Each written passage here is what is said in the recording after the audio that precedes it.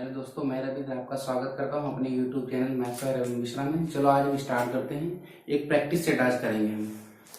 अगर आप UP constable की तैयारी कर रहे हैं या ग्रुप डी की तैयारी कर रहे हैं, कोई अदर भी एग्जाम की अगर आप तैयारी कर रहे हैं, तो ये प्रैक्टिस सेट आपके लिए कारगर सिद्ध होगा। चलो क्वेश्चन लिखते हैं। फर्स्ट क्वेश्चन क्या है?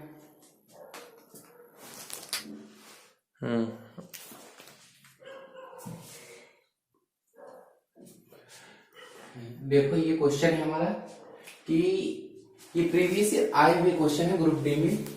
ठीक है। उपयोग की गई स्टीरियो को पुनः बिक्री कर कमर को 21% का लाभ प्राप्त हुआ यदि उसने मतलब 1500 में स्टीरियो को खरीदा था, तो उसने कितने में बेचा? उसने स्टीरियो को खरीदा कितने में? 1500 रुपए में। ठीक है। उसके बाद उस पर उसने 21% का लाभ लिया। तो ये पूछ रहा है कि उसकी सेलिंग प्राइस क्या है। ये उसकी क्या है? Cost price. और सेलिंग प्राइस क्या होगी? सीपी कितना होगा? 100% या 100 यूनिट। ठीक है। और उसने क्या किया? प्रॉफिट कितने परसेंट का लिया है? उसने प्रॉफिट लिया है 21% का। तो अब इसकी सेलिंग प्राइस क्या हो जाएगी? 121%। ठीक है। तो ये सब आपको लिखने की जरूरत नहीं है, हम आपको समझा रहे हैं। ठीक है। तो उसका सेलिंग प्राइस निकालना है, तो उसने क्या करना है? कितने में सेल किया होगा उसको? ये हमारी जो वैल्यू दे रखी है 1500, ये 100 यूनिट की वैल्यू दे रखी है। ठीक है। अब हमको ज्ञात कितने यूनिट की वैल्यू करनी? 121 की। तो क्या करना है? 1500 डिवाइडेड बाई 100 इंटू 121। ठीक है। 2 कैंसिल आउट हो गए। उसके बाद क्या है? अगर आप मल्टीपल करेंगे 15 बन जाए, 15 का 5 1, 15 टू 30 और 15 बन जाए, 15 और 3 8। कितना हुआ आपका? 1815। चलो नेक्स्ट क्वेश्चन कराते हैं। आप लिख। तो ये नेक्स्ट क्वेश्चन क्या है हमारा? ये है, आप देख सकते हैं इसमें क्या देता है? 0.5 की पावर कितनी दे रखी? 4 माइनस 0.4 की पावर कितनी दे रखी है? 4 दे रखी है। उसके बाद 0.5 की पावर कितनी दे रखी? 2। और 0.4 की पावर कितनी दे रखी? 2। ठीक है। आप एक फार्मूला जानते होंगे, ए स्क्वायर माइनस बी स्क्वायर क्या होता है? ए माइनस बी, ए प्लस बी। ये तो आप जानते होंगे। तो सेम यही फार्मूला हम यहां पर यूज करेंगे। अब ये कैसे? देखो क्या करेंगे हम, इसको क्या लिख सकते हैं? 0.5 इसको ऐसे लिख सकते हैं, नहीं लिख सकते? आप बताइए। ठीक है। 0.4 कोई प्रॉब्लम? Divide by 0.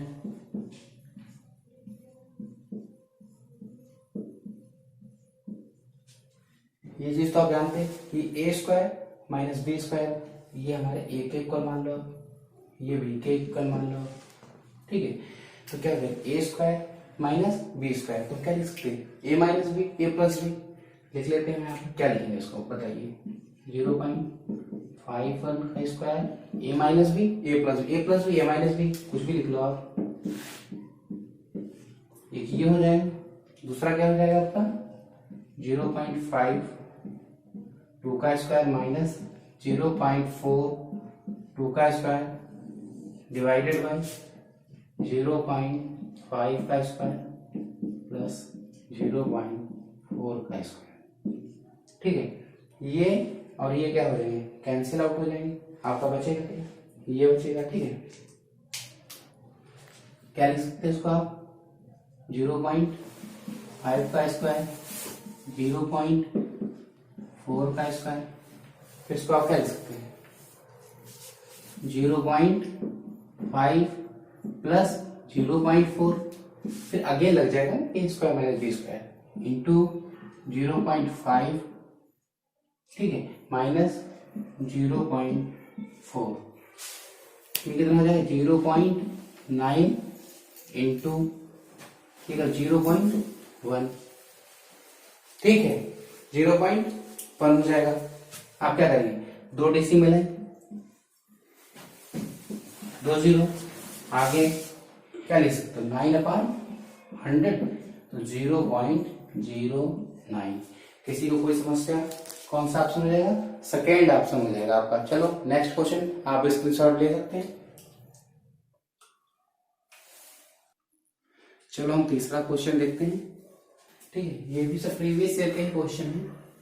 संयोग, किरण, किशोर ने दुकान क्रमशः 27,000 रुपए, 81,000 रुपए और 72,000 रुपए लगाकर खोली। एक साल के अंत में लाभ तीनों में बढ़ गया। यदि किरण का लाभ अंश कितना है? 36,000 है, तो कुल लाभ कितना रहा? ठीक है, चलो देखते हैं कैसे इसको करना है। इन्होंने कितना? संयोग है, कौन है? संयोग। ठीक है, दूसरा कौन है? किरण है। तीसरा कौन है? किशोर है। पूरा नाम लिखने की जरूरत नहीं, अपने हिसाब से आप इसको देख लीजिए कैसे शॉर्ट करते हो, टाइम इतना होता नहीं है। तो हमने किशोर, ये संयोग हो गए, ये किरण हो गए, ये किशोर हो गए। इन्होंने कितना किया? 27,000। इन्होंने 81,000।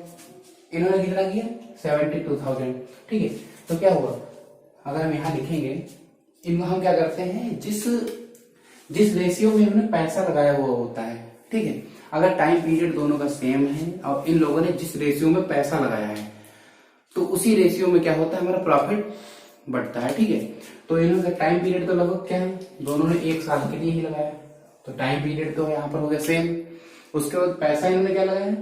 27,000, 81,000 और 72,000 रुपए लगाए। ठीक है, तो अब हम क्या करेंगे? इसी रेशियो में ही हम लाभ को दे देंगे, क्योंकि टाइम पीरियड तो दोनों का सेम ही, सब तीनों का क्या है? सेम है। इसलिए ये लाभ जो हमारा रहेगा वो इसी रेशियो में रहेगा। कितना हो जाएगा?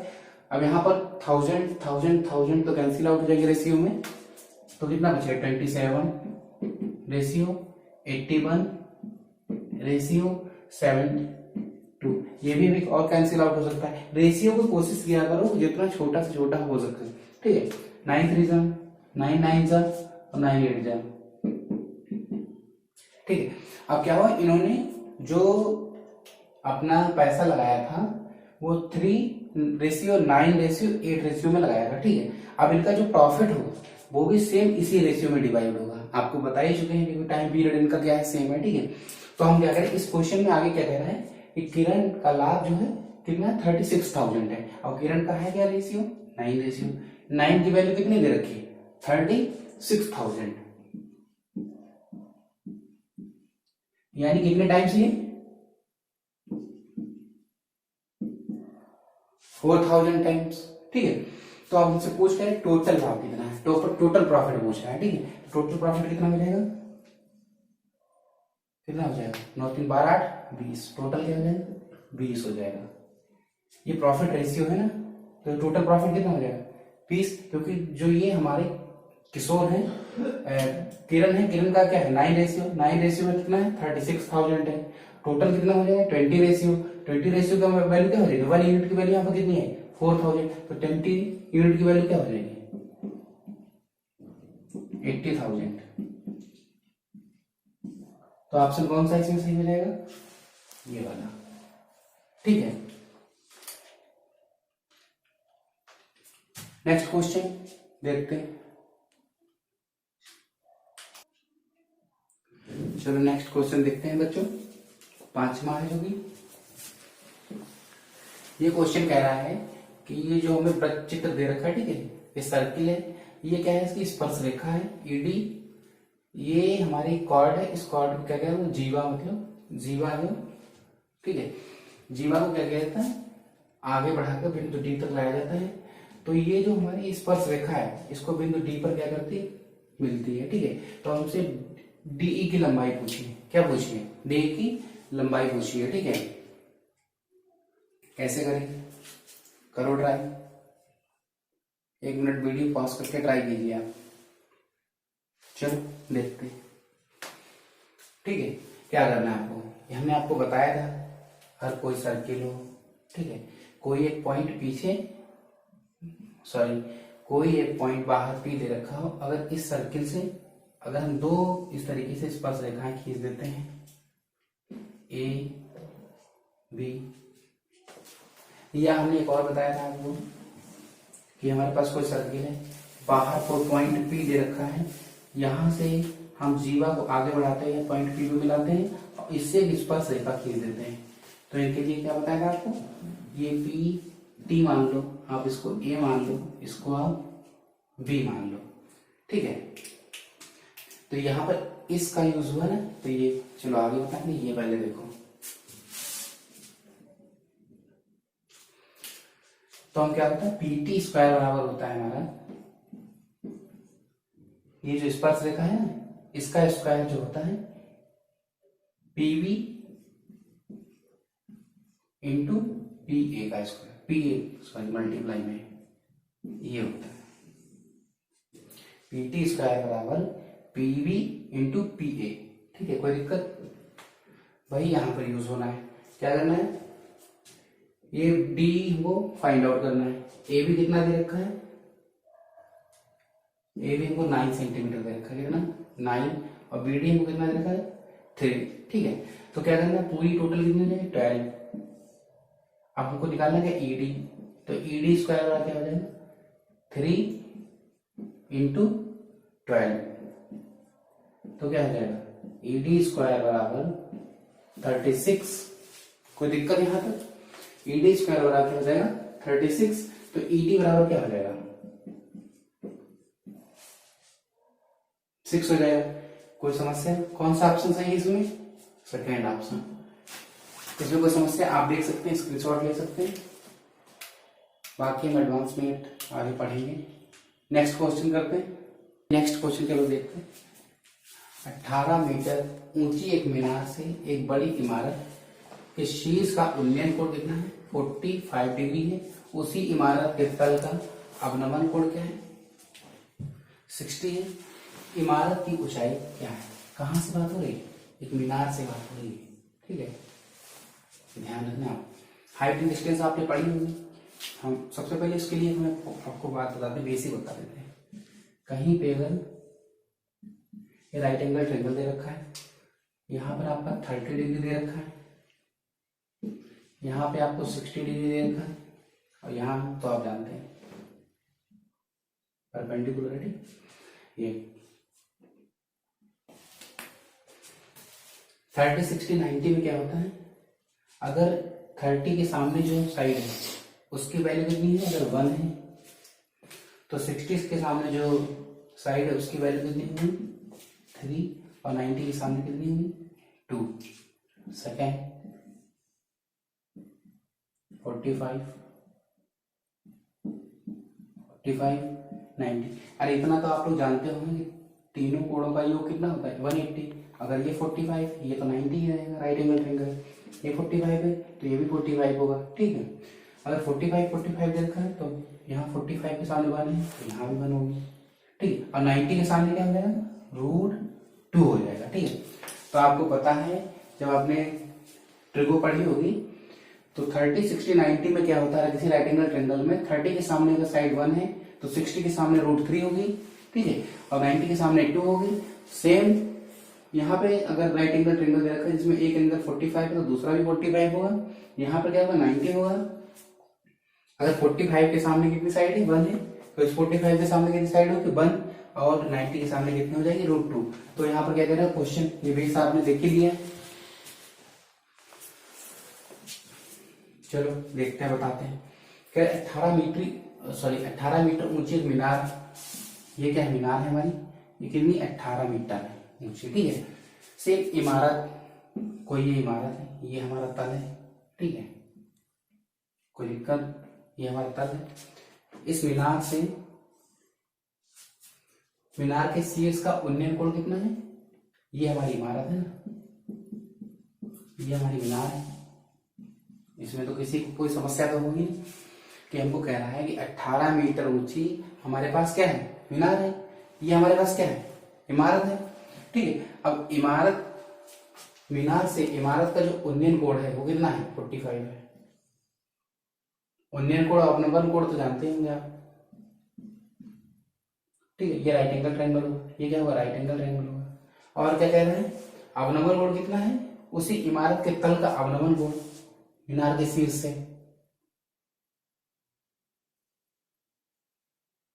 60 है, ठीक है। ये क्वेश्चन कह रहा है 18 मीटर ऊंची एक मीनार से एक बड़ी इमारत के शीर्ष का उन्नयन कोण 45 और उसी इमारत के तल का अवनमन कोण कितना है 60 है, तो इमारत की ऊंचाई क्या है। ये कितना लिखा हुआ है 45, तो ये कितना हो जाएगा 45 हो जाएगा। ये 60 है तो ये कितना हो जाएगा 30, ये 90 हो जाएगा। और अगर ये 60 है तो ये कितना हो जाएगा 30। बाकी आप जानते हैं अगर ये 18 मीटर है तो ये कितनी डिस्टेंस होगी, ये भी तो 18 मीटर होगी ऊंचाई, हाँ सॉरी हाइट। अगर ये हाइट कितनी है 18 मीटर तो ये कितनी हाइट होगी 18 मीटर। बाकी बात करते हैं अगर 60 के सामने कितना है 80, ठीक है। हमने आपको क्या बताया 60 के सामने की वैल्यू क्या होती है √3, तो √3 की वैल्यू क्या है, इसको रफ करते चलो 18 है तो 1 यूनिट की वैल्यू क्या हो जाएगी 18/√3, ठीक है। तो यहाँ पर ये वैल्यू कितनी हो जाएगी, ये 30 के सामने क्या हो जाएगी, इसकी हमें जरूरत ही नहीं है। 30 के सामने क्या हो जाएगी, ठीक है। 60 के सामने अगर कितनी है 18 है तो 30 के सामने क्या हो जाएगी 18/√3। चलो लिख लेते हैं, ठीक है। जरूरत यहां से भी आप कर सकते हो, चाहे तो वैसे भी कर सकते हो, चलो कोई बात नहीं। फिर 45 के सामने कितनी है 18/√3, तो इस 45 के सामने भी कितनी हो जाएगी 18/√3, तो टोटल हाइट कितनी हो जाएगी 18 प्लस 18/√3, ठीक है। क्या हो जाएगा 18 अगर आप कॉमन लो तो √3 प्लस 1/√3 हो जाएगा, ठीक है। बाकी अगर √3 से मल्टीप्लाई करते हैं, ऑप्शन को मैच कर रहा है यार, √3 से ऊपर नीचे मल्टीप्लाई कर दें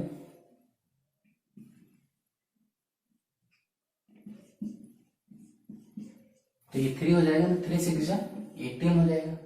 आपका क्या हो जाएगा 6√3 प्लस 1,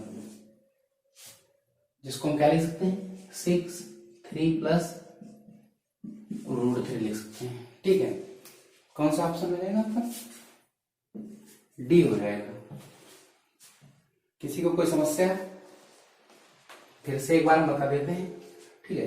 क्या कह रहे हैं कि ये हमारी एक मीनार थी, इसके शीर्ष से इस इमारत के जो शीर्ष का जो उन्नयन कोण है वो कितना है 45 है और अवनमन कोण कितना है 60 है, ठीक है।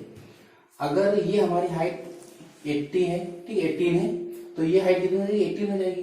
अब हमारे देखिए 60 के सामने कितनी है हाइट है 18 है, 18 है, तो 30 के सामने कितनी होती है आपको बताया 16 के सामने अगर √3 है तो 30 के सामने कितनी होगी 1। √3 की वैल्यू कितनी दे रखी है 18, ठीक है। तो 1 की वैल्यू क्या हो जाएगी 18/√3, तो इसे 30 के सामने कितनी हो जाएगी 18/√3। ये 45 है और ये भी 45 है, ये जो 45 है अगर इस 45 के सामने अगर 1 है तो इस 45 के सामने भी 1 होगी, यानी यहाँ भी अगर 18/√3 है तो यहाँ भी 18/√3 होगी। तो ये और ये दोनों मिला देंगे तो हम इमारत की हाइट हो जाएगी, क्या हो जाएगी 18/√3। 18 अगर हम कॉमन ले ले रहे हैं तो यहाँ से क्या हो जाएगा √3 प्लस 1/√3। अगर √3 से ऊपर नीचे मल्टीप्लाई कर दे रहे हैं तो ये √3 क्या हो जाएगा 3 और 3 6 18, तो क्या हो जाएगा 6√3 और √3 प्लस 1। अगर हम √3 के अंदर मल्टीप्लाई कर दे रहे हैं तो क्या हो जाएगा 3√3, ठीक है। कोई समस्या, बाकी जब हम डिटेल से पढ़ेंगे तो हाइट एंड डिस्टेंस जो पढ़ेंगे तब वहां डिटेल से पढ़ेंगे। चलो नेक्स्ट क्वेश्चन देखते हैं। क्वेश्चन नंबर 7, एक वृत्त चतुर्भुज PQRS की सभी भुजाओं को स्पर्श करता है, जिसकी भुजाओं की लंबाइयां क्या दे रखी, PQ 2 सेंटीमीटर दे रखी है, QR 3 सेंटीमीटर दे रखी है, RS 4 सेंटीमीटर दे रखी है, तो PS की लंबाई क्या कीजिए। ये चतुर्भुज PQRS इस सभी भुजाओं को बता रहा है, कंफ्यूज मत होना आप। तो क्या करना है, ये चतुर्भुज बना लीजिए आप, ठीक है PQRS, ठीक है PQRS ये हमारे पास एक चतुर्भुज है, इसकी सभी भुजाओं को स्पर्श करता है। अगर कहता है कि इसमें सिर हो तो क्या हम ऊपर से सर्किल जाता, लेकिन भुजाओं की बात कर रहा है ना।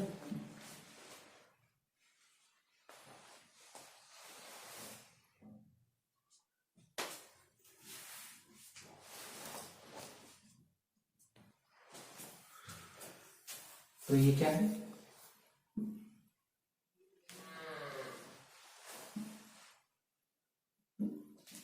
ये सर्किल है, ठीक है।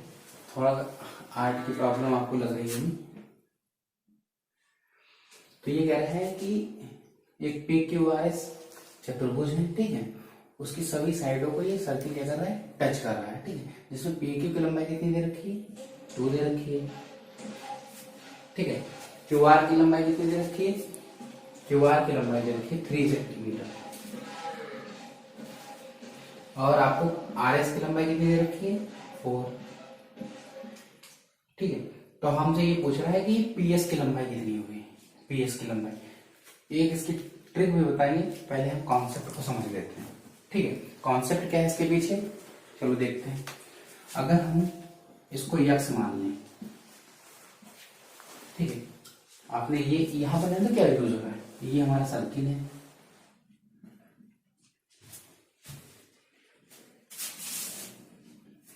ये हमारा सर्किल है, ठीक है। इसकी कोई स्पर्श रेखा है, तो ये लेंथ किसी पॉइंट बी से, और ये स्पर्श रेखा इस पॉइंट बी से खींची गई इस वृत्त पर, ठीक है।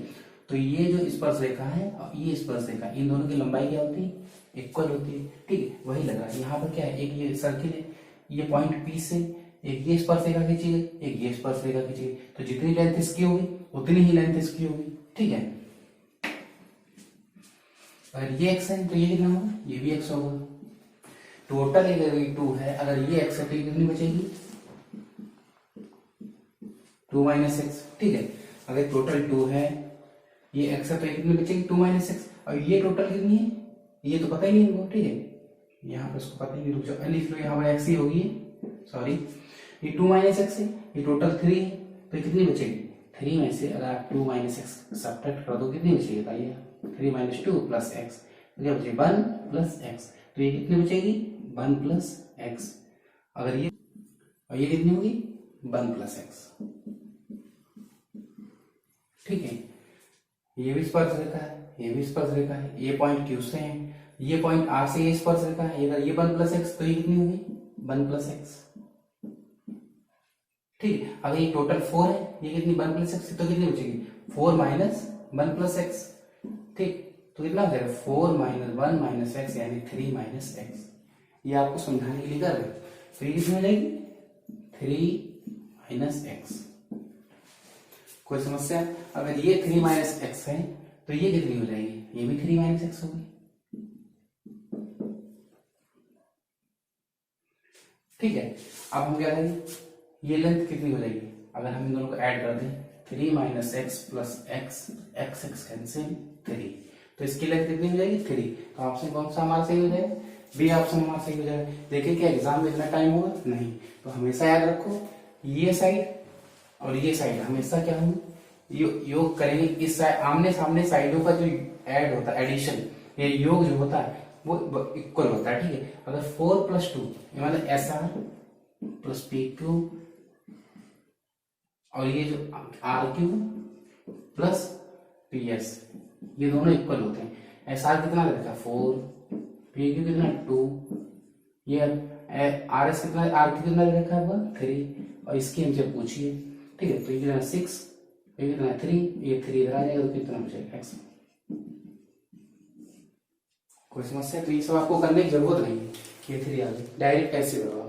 चलो उतार लेते हैं इसका, नेक्स्ट क्वेश्चन करते हैं। चलो नेक्स्ट क्वेश्चन देखते हैं।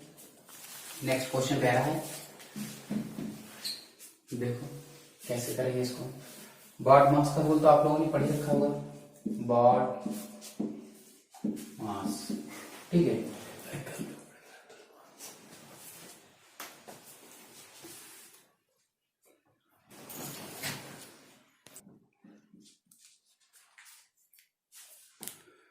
इसका मतलब ब्रैकेट को पहले आप सॉल्व करेंगे, फिर ऑफ का मतलब होता है का की, ठीक, ब्रैकेट, फिर ऑफ, फिर डिवीजन, फिर मल्टीप्लिकेशन, फिर एडिशन, फिर सब्सट्रैक्शन, ठीक है।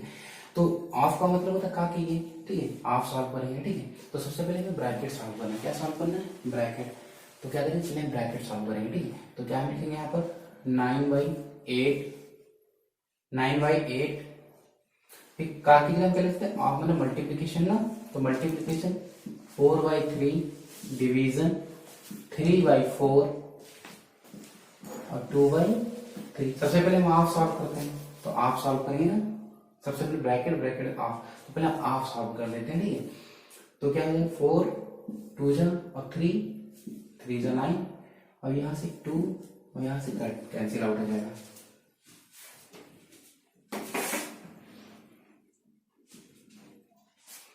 तो कितना हो जाएगा हमारे यहाँ पे 48 डिवाइड मल्टीप्लाई, यहाँ कितना हो जाएगा 3/2 हमारे 1/2। हम क्या करेंगे, डिवीजन हटाएंगे, मल्टीप्लाई के साइन लगाएंगे और 2 लिख देंगे, इसको जस्ट अपोजिट कर देते हैं। 2 से 2 कैंसिल आउट हो जाएगा, कितना बचेगा 3। तो क्या लिख सकते हैं इसको 48, फिर हम क्या लिख सकते हैं, ठीक है, सबसे पहले हम सॉल्व करते हैं, डिवीजन क्या लिख देंगे 48 1/12 इंटू 3 14 12 4 जा 48, क्या जाएगा 4 इंटू 3 बराबर 12। कौन सा ऑप्शन, स्क्रीनशॉट ले सकते हैं, बाकी आपको तो ये आते ही होगा, बेसिक क्वेश्चन। नेक्स्ट क्वेश्चन देखते हैं दोस्तों, 1/1 plus tan square theta plus 1/1 plus cot square theta. ठीक है, ये ट्रिगो का सवाल है। चलो, फार्मूले तो आपने पढ़ ही रखे होंगे कई सारे, कि 1 माइनस साइन स्क्वायर थीटा बराबर कॉस स्क्वायर, ऐसे नहीं, इसको बता दे बना ऐसे। हम आप जानते हैं कि sine square theta plus cos square theta बराबर क्या होता है 1 होता है। ठीक है, इसी प्रकार से ये भी 1 प्लस tan स्क्वायर थीटा क्या होता है सेक स्क्वायर थीटा होता है, और 1/1 प्लस cot स्क्वायर थीटा क्या होता है cosec स्क्वायर थीटा होता है। समझ में आया? ठीक, तो हम क्या लिख सकते हैं इसको 1/sec square theta plus 1/cosec square theta. तो 1/sec स्क्वायर थीटा हम क्या लिख सकते हैं, cos स्क्वायर थीटा लिख सकते कि नहीं? ठीक है,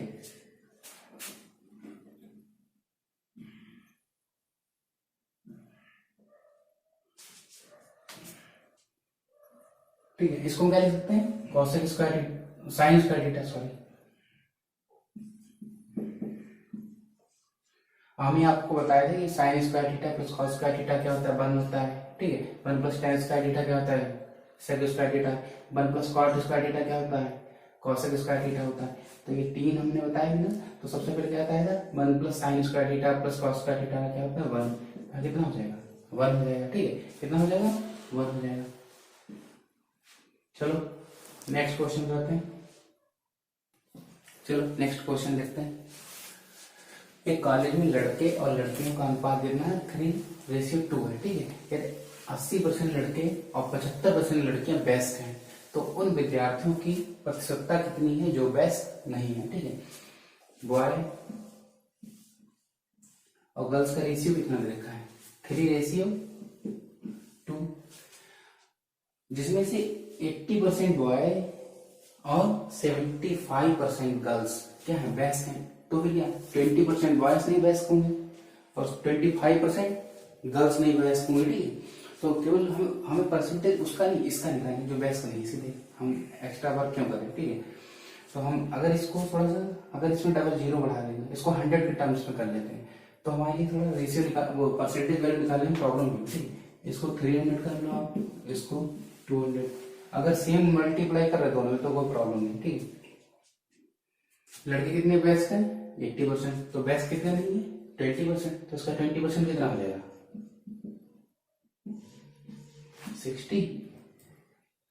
ठीक है, 60 हो गए। और इसके अगर बात करें 75% बेस्ट है, तो कितनी बेस्ट नहीं 25%, 25% इसका कितना हो जाएगा 50। ठीक है, तो टोटल कितने हो जाएंगे जो बेस्ट नहीं है 110 बच्चे। टोटल हमारे पास कितने हैं, हमने यहाँ बताया टोटल है कितने 500 इंटू 100। ठीक है, 5, 22 टाइम्स आएगा। 5 2 10, 5 2 10, तो ऑप्शन क्या हो जाएगा 22। तो एक कॉलेज में लड़के और लड़कियों का अनुपात 3:2 है। अगर 80% लड़के और 75% लड़कियां वयस्क हैं तो वयस्क नहीं कितने, तो डायरेक्ट हम क्या करेंगे, इसको अगर हम 300 200 कर लेंगे तो हमें परसेंटेज निकालने में कोई समस्या नहीं होगी। 80% अगर वयस्क हैं तो 20% वयस्क नहीं होंगे, 75% अगर वयस्क हैं तो 25% वयस्क नहीं होंगे। ठीक है, तो टोटल कितना है 110 है। हमारे पास टोटल स्टूडेंट कितने थे 500 थे, तो 500 में 110 कितना हो जाएगा 22%। ठीक है, चलो नेक्स्ट क्वेश्चन करते हैं। चलो नेक्स्ट क्वेश्चन देखते हैं। किसी धनराशि पर 3.5% प्रतिवर्ष की दर से 4 वर्ष में साधारण ब्याज की राशि 70 होगी। ठीक है, किस धनराशि पर। ठीक है, तो ये आप सिंपल इंटरेस्ट के बारे में जानते हो। अगर सिंपल इंटरेस्ट और कंपाउंड इंटरेस्ट में मतलब डिफरेंस रहता है कि सिंपल इंटरेस्ट में क्या होता है, अगर 5% की रेट ऑफ इंटरेस्ट चल रही तो नेक्स्ट ईयर भी 5% मिलेगा, उसके नेक्स्ट ईयर भी 5% मिलेगा, लेकिन इसमें जो इंटरेस्ट हमको मिलता है वो हमारे मूलधन में नहीं जुड़ता है। ठीक है, और कंपाउंड इंटरेस्ट में क्या होता है कि जो हमको इंटरेस्ट मिलता है वो हमारे क्या करता है प्रिंसिपल में जुड़ जाता है, और फिर नेक्स्ट ईयर जब इंटरेस्ट लगेगा तो इन दोनों को क्या कर देते हैं, वो प्रिंसिपल मान लिया जाता है इंटरेस्ट को ऐड करके। ठीक है, इसमें ऐसा नहीं होता है, ये तो आप जानते ही होंगे। तो अगर फर्स्ट ईयर 3.5% मिला तो नेक्स्ट ईयर भी 3.5% मिलेगा, उसके नेक्स्ट ईयर भी 3.5%, उसके भी नेक्स्ट ईयर 3.5% 4 ईयर में। ठीक है, तो टोटल कितना हो जाएगा। इसको करने का सबसे बेस्ट वे यही है कि आप 3.5% के हिसाब से 4 ईयर में कितना हो जाएगा 14%।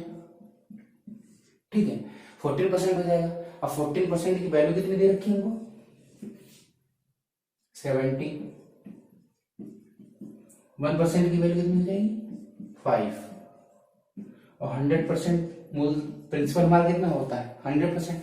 100% कितना हो जाएगा 500। कौन सा ऑप्शन हमारा सही है, कि मतलब सिंपल इंटरेस्ट फर्स्ट ईयर में 3.5% rate of interest, next year भी है तो 4 ईयर में टोटल हमारे पास कितना इंटरेस्ट हो जाएगा 3.5 के हिसाब से 40% इंटरेस्ट हो जाएगा हमारे पास। ठीक है, 4 ईयर में तो 40% की वैल्यू कितनी दे रखी है 70 दे रखी है, तो 1% की वैल्यू कितनी हो जाएगी 5 हो जाएगी। 100% हमारा प्रिंसिपल होता ही है तो कितना हो जाएगा 500 हो जाएगा। ठीक है, चलो नेक्स्ट क्वेश्चन करते हैं। समझ में तो आ ही गया होगा आप लोगों को।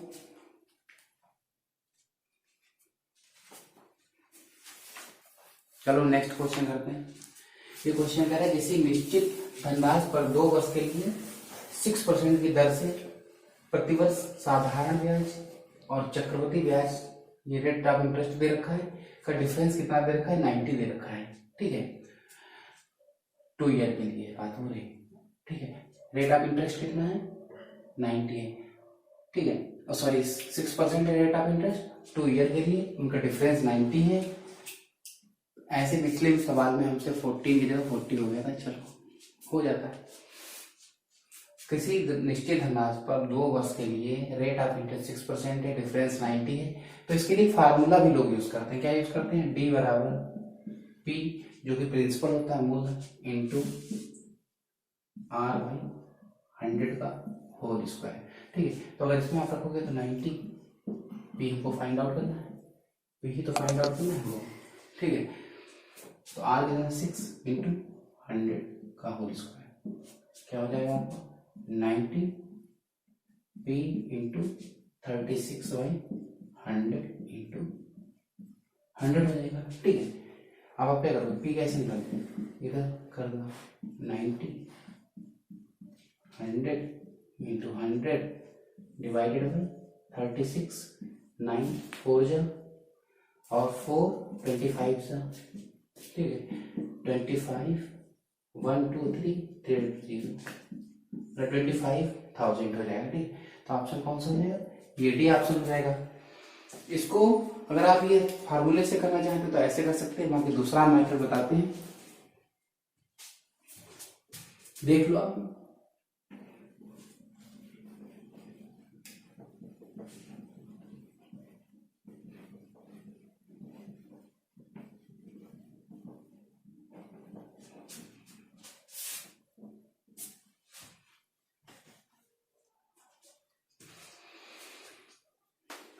चलो हम जानते हैं कि वैसे अगर सिंपल इंटरेस्ट की बात होती तो 2 ईयर में कितना हो जाता है, 12% हो जाता है। लेकिन जब सीआई निकालते हैं, ठीक है, एसआई कितना हो जाएगा, 12% हो जाएगा। सीआई की अगर बात करें तो हम एक फार्मूला जानते हैं एक्स प्लस वाई, बहुत सारे लोग इससे करवाते हैं, एक्स वाई 100। तो क्या हो जाएगा, यहाँ तो 12 हो ही जाएगा, 6 + 6 12 प्लस जो डिफरेंस आता है ये आता है दोनों साल का, ठीक है, क्योंकि 6 + 6 12 तो हो ही जाता है, यहाँ से डिफरेंस आता है, ठीक है। तो क्या आता है 6 × 6 / 100, यानी कि 0.36% जो है ये ना, ये डिफरेंस आएगा, क्योंकि 12% तो है ही यहाँ पे, तो ये डिफरेंस सिर्फ इसका ही आता है, ठीक है। तो फिर